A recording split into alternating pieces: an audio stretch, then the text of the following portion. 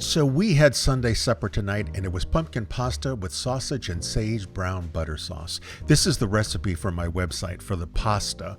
And then once I made it, I rolled it out each piece to a thickness of number 4 on the KitchenAid mixer, which was perfect. And then I sauteed some sausage and I made some brown butter, and then I added the sage and it sizzled, which was wonderful. And then I cut each piece, the ends, and then I rolled them up in a long sausage roll like that, and then I cut them about 6 pieces, and they're about 3/4 of an inch each.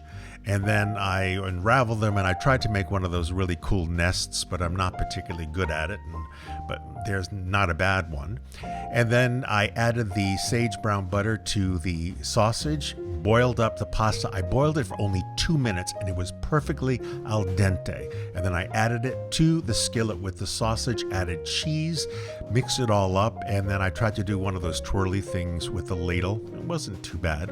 Added more sausage, a little more brown butter, and then a wonderful snow shower of Parmesan cheese. And it was delicious and so amazingly simple. Hope you had a great Sunday supper yourself.